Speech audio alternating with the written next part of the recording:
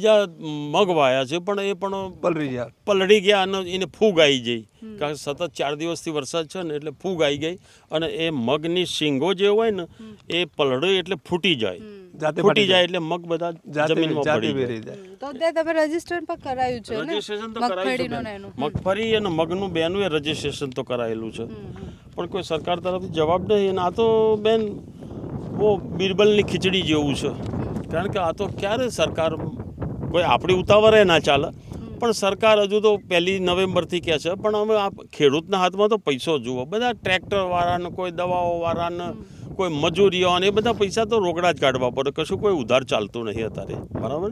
એટલે પૈસાની તો ભારે ખેંચ રહેશે.